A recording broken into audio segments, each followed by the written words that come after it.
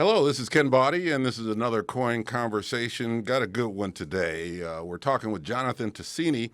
He's a political strategist, former labor union executive, and organizer. He ran for Portland City Council in District 2 last year and currently runs a newsletter and blog on Substack, as well as some other social media. Definitely a progressive lean. You wrote a book on Bernie Sanders not too long ago. You see that right here. He's got a lot to say about the current administration, as well as some other things that are going on here in the city of Portland. Jonathan Tasini, thank you for being here on KOIN Conversations. It's always a pleasure to chat with you, Ken. Well, first of all, what are you doing these days? You mean now that the World Series is over and I have this time in between now and spring training when life kind of comes back? I'm a lifelong baseball fan, but I'm working on many projects. One that we may want to get into, which is attempting to put a ballot initiative on the 2026 ballot to have a wealth tax statewide, because I think that's essential and crucial. And frankly, very wealthy people owe it to the people to give more money back. So I'm working on that. I do some writing on the Substack. I'm very busy. Let's talk about what's happening here in Portland, first of all, and then we'll talk a little bit about the administration and what you see in Washington, D.C. The New York Times just published an article talking about how right-wing influencers are overstating problems in Portland as the president is still battling to try to send National Guard troops into town, especially at the ICE facility. A federal judge, Karen Immergut, has already shut that down at the district level, the federal district level, Oregon district, but that doesn't mean that the troops are going home yet. So let's talk a little bit about how you feel just about that whole situation and about how the national media is kind of portraying the city of Portland. Well, let's separate the two. First of all, the issue about putting troops into cities. We have a malignant narcissist in the White House, someone who does not believe in the rule of law as we would see it, or democracy, and is essentially trying to impose an authoritarian regime. And I think Jeff Merkley quite well stated that in his marathon filibuster, if you will, on the Senate floor recently, which I think was just an exemplary piece of work on the part of Senator Merkley. Obviously, the national media is buying into this because, frankly, I think a lot of journalists are sent into Portland or view it from the lens of what they perceive from the general conversation. And I think it's BS. I mean, those of us who live in Portland, and I think we've done a very good job of mocking that whole war zone mentality, both in terms of how folks are behaving at the ICE facility itself, and with the frog suits and the frog suits, all of that. Yeah, and people have been filling up social media with, and I did this myself, with our general walks to our communities, our visits to coffee shops, and it's just absurd. There is some activity around the ICE facility, which I applaud, because we are a nation of immigrants, and I think what the administration is trying to do is just frankly outrageous.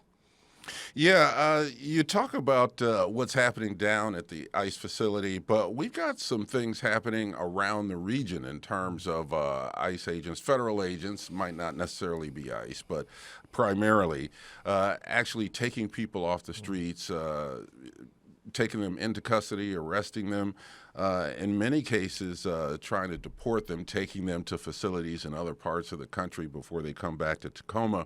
What do you think when you see all that? You know, I'm old enough to have been through probably half a century of opposing authoritarian regimes, partly often financed by the United States, around the world. And this is what happens in authoritarian regimes. People get snatched up off the street, they disappear, their relatives, their families have no idea where they went. And so what Donald Trump and his supporters are doing, the head of the FBI, the ICE, they're essentially creating the kinds of authoritarian regimes that people speak often in rhetoric about being opposed to, but they are trying to impose those very kinds of behaviors here in the United States. And I think that one of the things that people are just streaming into the streets because of is that sense that democracy is being eroded. The No Kings marches, folks that I think have never marched in their past. And I met some of those folks at some of those No Kings marches here in our city, but it's true all across the country. People who have never been to demonstrations are coming out because of the fear and the specter of people essentially turning this into an authoritarian regime and an authoritarian society. And when I hear you say that, I hear you also saying this is part of a larger overall strategy from your standpoint by the administration, correct? That is true, and it reflects itself both domestically and also internationally.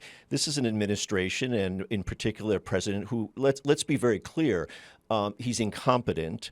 He's a four-time bankrupt businessman, so he has no business running any kind of big agency or big government. He's not capable of doing that, but he was elected president. He's trying to use those powers in ways that we have not seen before in my lifetime, certainly. And he certainly has a compliant Supreme Court that's supporting him in essentially undoing the basic democratic principles that I think we've lived under for many years. And again, thanks to Senator Merkley, he really did a wonderful job at spotlighting that over the course of 24, 26 hours. You said something right there in that answer. He was elected. President Trump was elected. So the argument would be that, well, he's doing what he was elected to do. I would say that he was elected to respond to a general sense on the part of people that something was wrong, that they could not pay their bills.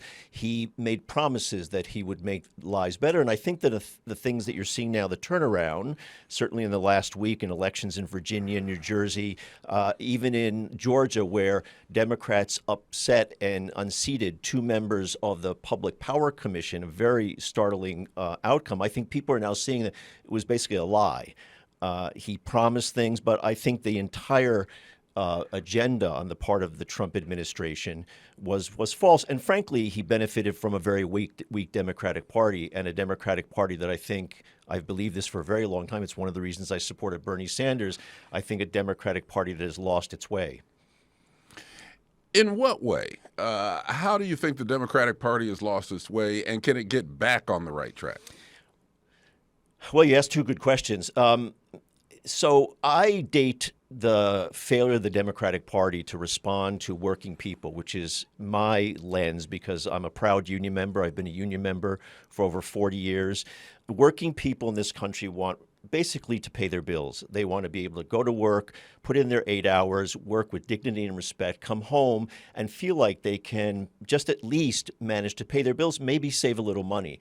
And going back to, frankly, the Clinton administration, when the Clinton administration embraced corporate donors, Bill Clinton was the person who ran through the North American Free Trade Agreement, which was very harmful to working people, and the kinds of trade agreements that followed. If you hate your high cable bills, you can thank Bill Clinton because he was behind the deregulation of the media industry back in the 1990s, which allowed the consolidation of media companies into very few hands. So dating back to that moment, and that's now going back, 40 years, 35 years, the Democratic Party lost its way. Prior to that, working people, and certainly unions could find in the Democratic Party a home. Whether they can fix it is an important question. Many of us have wanted a large change in the party. I think many people have abandoned the party. Many people supported Bernie Sanders in 2015 and 2016, and then in the last 10 years, increasing numbers of people have called for an end to corporate support for the Democratic Party, the corporate money that flows into the Democratic Party, and also, frankly, to run independent candidates who are there for working people. And I think that you see in this message, in all the negativity, I'll make this point. There's a part of me that's quite optimistic. I have never seen the kind of outrage that people are feeling about their economic circumstances, the outrage when you see someone like Elon Musk get $1 trillion pay package at the same time that millions of people can't pay their bills, where we have record numbers of people who can't find shelter, are homeless, can't find a decent job. I'm optimistic because I think that there's a surge. Part of it, frankly, Trump played on quite effectively, but I think that if we can get independent candidates or candidates who may run as Democrats who can speak up for working people and say, I am going to make a difference in your paycheck, I'm very optimistic that there's a chance for a fundamental shift. One of your recent blogs or newsletters criticizes the Democratic senators who crossed the aisle to vote on reopening the government, with the promise that the health care debate will be addressed at a later point after the continuing resolution is passed. It's now in the House as of the time that we're taping this. So what did you think of the deal, and why did you criticize those senators who crossed the line? And I lightly had the title, The Con, the Charade, and the Cooler, you might remember. Look, when you are fighting the Republican Party, and particularly the, if you will, the MAGA world, you have to come with a metaphorical, I want to be clear, I'm not advocating for violence, a metaphorical gun to the fight. And you have to stand firm and take it to the end and not give in. And in particular, the phoniness of this deal where they said, the Democrats who voted for this, the 8 senators who said, oh, we're going to get a vote on health care, the subsidies for the ACA down the road. That's just a fraud. That is not going to happen. I'm going to tell you this from a very practical point of view. Let's imagine, as I wrote in this piece, let's imagine that the Senate actually has a reasonable conversation about ACA subsidies. And let's imagine, and this is would be on the order of a miracle, that they support extending those subsidies. Then the bill would have to go to the House, and you have a Speaker of the House, Mike Johnson, who until recently has refused to even swear in a democratically elected new member of Congress from Arizona, who is in essentially the grips of the wingnuts, as I call them, in the House. There is no chance, and I think he even said this today, there is no chance that they would take up a bill like that. Let's imagine that even a bigger miracle happened, and this would be on the order of the parting of the Red Sea. Let's imagine a miracle happened, and the House passed it. The malignant narcissist, as I like to call him, in the White House will never sign it. So essentially the Democrats gave in and gave away their only card to play. And I think that was a mistake. You know, the president and his supporters would call you a left-wing lunatic who hates America. Is that what you are?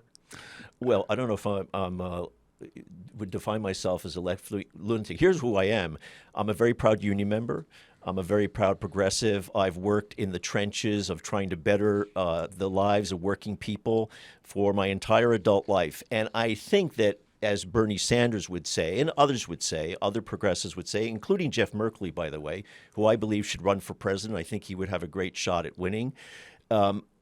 I think that what we stand for is in the best sense of what you would call the American dream, which is people should have a decent life. They should be able to have a decent paycheck. They should have the free right to join a union.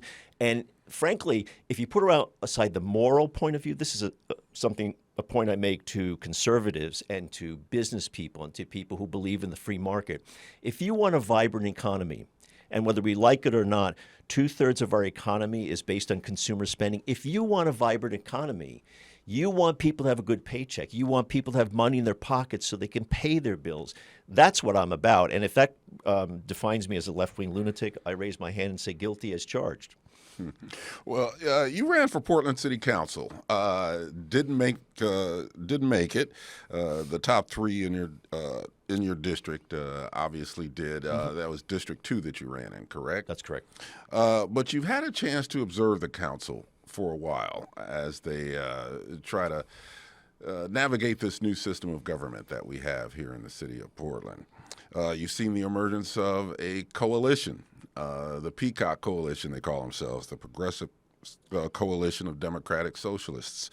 What do you think of what you've seen from Portland City Council so far and how the new government appears to be working?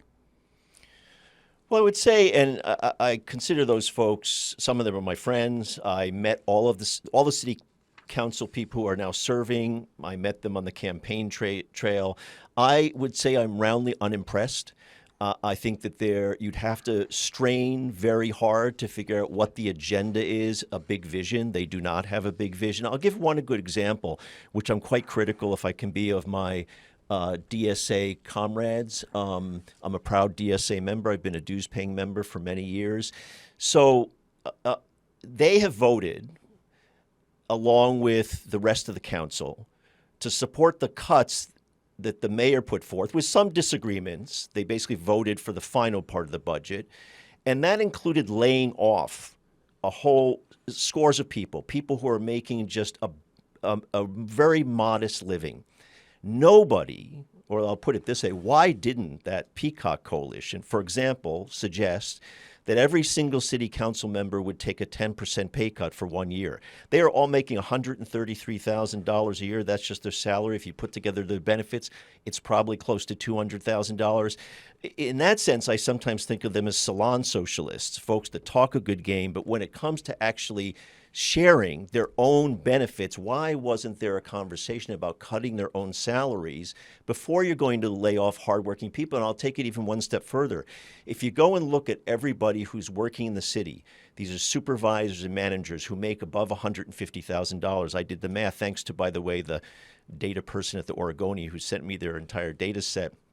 You could have saved around $20 million if every one of those big managers, the supervisors who make a fair amount of money, above $150 a year, that's not including benefits, for 1 year, you could have saved about $20 million, which would have saved the jobs of scores of people. So where is the vision and where is the proposal on the part of what people call themselves self-described socialists? I find it lacking. Well, when you talk about, say a 10% pay reduction for city council members, you actually did put some numbers to it that would make a difference. But in general, if you do that, isn't that just symbolic? Not when you're talking about let's take the city council's pay. Some of it's symbolic, but when you do the math, that may save the livelihoods, the jobs of 2, 3, 4 people. And for those people who are going to get laid off, that's the difference between perhaps being homeless or going bankrupt versus continuing to have a job. It's somewhat symbolic, but it really means something to a handful of people. And the question is, why didn't the socialists and generally the council as a whole, we talk a lot about community. We talk a lot about how it's their shared sacrifice. And yet when it comes down to it, those folks did not see the road to actually offering that sacrifice. But then let's take it to the other point that I made, which is much larger, which is all the folks, in Portland, we like to talk about how we're this wonderful community, shared sacrifice, we're very different. But when it comes to actually affecting your daily livelihood, why couldn't we have a conversation, a community conversation, a public conversation, that in order to save the jobs of scores of people, everybody would have to take a 1-year cut if you made above a certain amount. And I'll say one last thing about this. You could put that on a database and keep it on the side. And down the road, when Portland is a little more flush, you could repay those people. But it would save people's jobs. And I think that would be very effective and make a big difference to people. We're going to continue our conversation in just a moment. We'll take a little break and we'll be right back. And we're back with our KOIN Conversation, and we are talking with Jonathan Tasini, former city council candidate, union activist, and writer as well. Wrote a book on Bernie Sanders, as we mentioned when we started this conversation. And we're going to continue this conversation as well, talking about the city of Portland, which we both know and love. The mayor has reinstituted the homeless camping ban. Just talked with the police chief, Bob Day, about how they're going to enforce that moving forward. Are you good with that? No, and I think it's partly for two reasons. One is it shifts the problem. It basically says you can't camp here, so we're moving you out, and so someone's going to have to find a place somewhere else if they can't find shelter. When I ran for city council, one of the things that I found disturbing, frankly, and I got to know the mayor, Keith, a little bit over that period of time, was it seemed like too simplistic an answer, in particular because it did not deal with people's inability to make a living. I disagree with the notion, and I think many people ran in the city council races saying this was about mental illness and about people not being able to hold a job. That's not true. Here is the fact, and I used this information when I ran for council. Right now, minimum wage, the Portland Metro minimum wage, is $16.30 an hour. And we celebrate that, as we should, because of the federal minimum wage, which is just an immoral low $7.25. It has not been raised in 20 plus years. And what I asked when I knocked on roughly 12,000 doors over the course of the campaign. And I mentioned to people in almost every conversation when I met someone at the door that in order to have a 2-bedroom apartment in Portland, the minimum wage needs to be $38 an hour. So we are celebrating $16.30 an hour, but the reality is that does not allow someone to have a home. And so my point about this is, the agenda of this city, the agenda of the Peacock Coalition, the agenda of all people should be to raise the minimum wage to a livable wage. And I had committed that if I was to be elected, that I would take that on as the first issue. Now, clearly, we would have to do that as a statewide issue because you can't just raise a minimum wage just in the city. But that's something to inspire people about. That's something that doesn't just deal with the symptoms of homelessness, whether it be a camping ban, but that goes to putting actual money in people's pockets and solving the economic crisis that is forcing many people into the streets.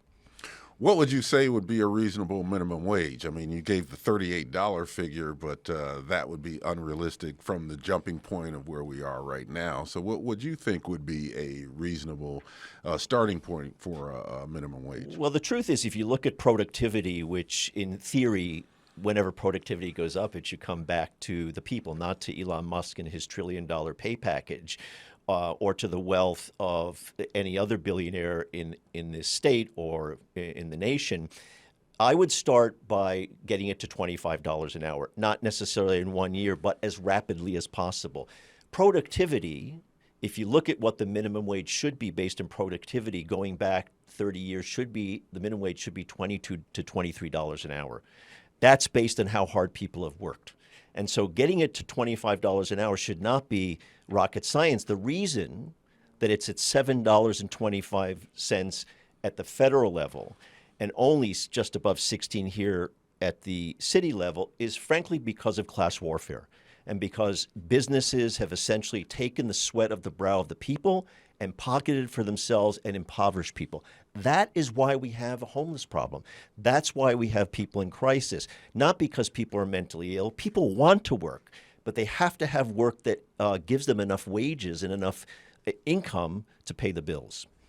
And that leads us to what you mentioned at the beginning of this. You say that you're starting a petition drive for a wealth tax. Yep.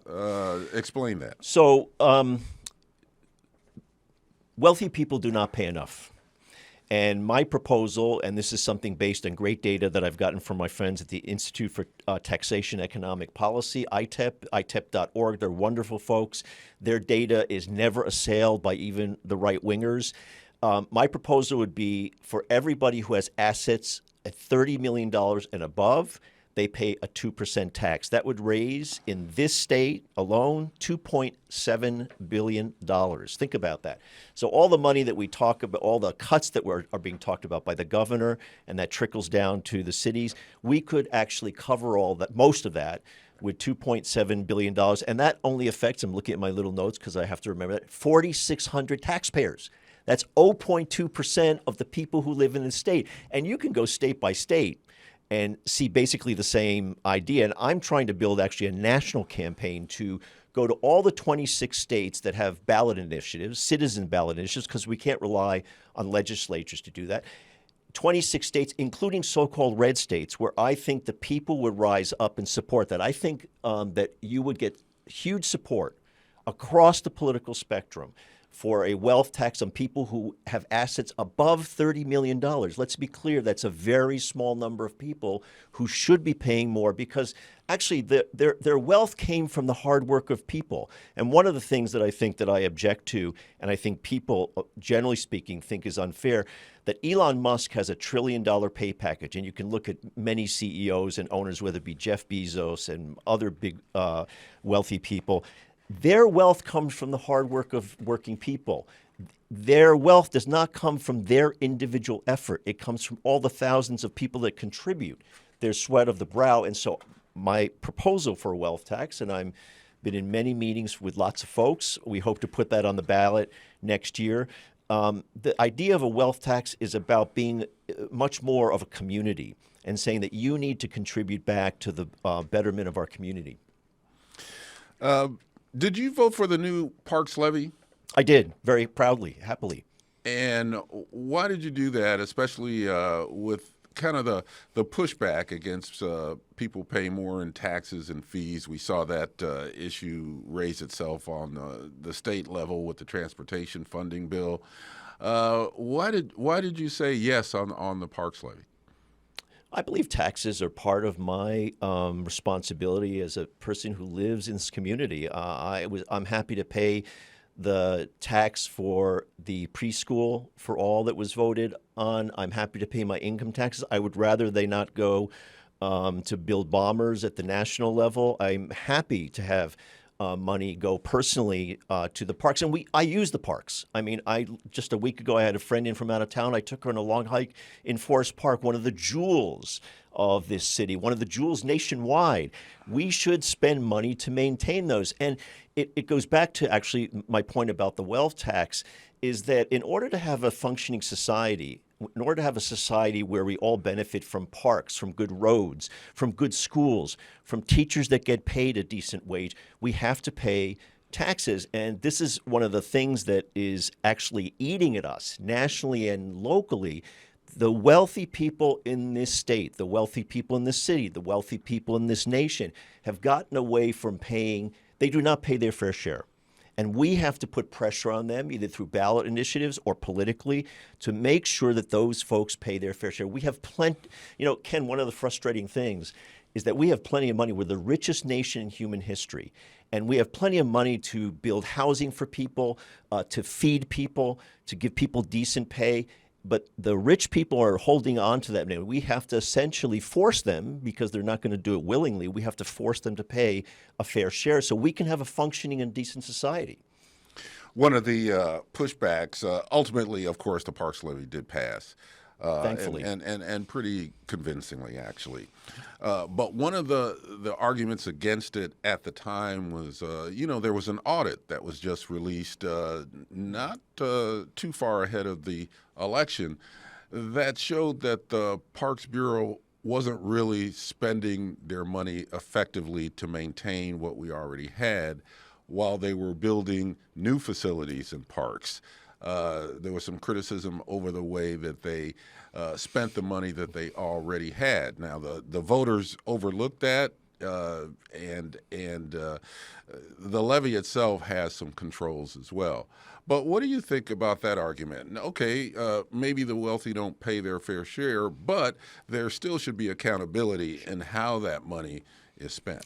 I would love there to be accountability, first of all, in the corporate world, where, every time a CEO made a mistake or didn't quite do what he said, they would fire that person, and that person didn't take home millions of dollars. But that's perhaps a conversation for another podcast. I don't have any problem with looking at the budget and being more accountable. I thought it quite ironic that, of all people, Dan Ryan, who is one of the most hypocritical politicians I've met and disingenuous politicians I've met, when he oversaw that the Parks Bureau, did nothing about that, apparently, but then he came out against the Parks levy. So the hypocrisy of that was mind-blowing. Look, the truth is that even if we had a complete, on every line item, we examined every line item, we imposed more efficiency in the Parks Department, if that was called for, the truth is that we still need more money. I mean, there are pools that are not being functioning. Up in Northeast, actually, there are two pools that need millions of dollars to basically upgrade their facilities. So I would say that these two things should go together. Let's look at being more efficient. There's no organization that I know of, including the labor movement, every union that I know could be more efficient. There's no organization that, when it gets big enough, doesn't need some more efficiency, and looking at where you could tighten things up. But let's not throw the baby out with the bathwater and say, okay, that means we're not going to get more money for this incredible park system that we all use. We needed the money. I was happy to vote for it, and I'm glad it passed. On the issue of public safety, are you excuse me? Are you happy with the commitment to Portland street response? I know that was a big issue for you when you were running, and you're a big supporter of Portland street response. Are you satisfied with the role that they are playing right now in the issue of public safety and addressing problems on the street? The short answer is I have not followed them closely in the last months, but all I know is I personally called up the Portland Street Response to deal with near my home someone who was clearly in crisis. I think it was drug related, and they responded quite effectively. So my own eyes said yes to your question. All right. Very good. You had mentioned earlier that you think that Senator Jeff Merkley should run for president. Well, why do you say that? So let me use an analogy or comparison to something that happened 50 years ago when the country was emerging from a great crisis, both domestically. I'm thinking of the Watergate crisis when you had one of the most corrupt president in my lifetime and perhaps in the last 100 years, Richard Nixon, who along with his henchman, Henry Kissinger, on the foreign policy side. Henry Kissinger, in my opinion, was one of the great war criminals of the 20th century.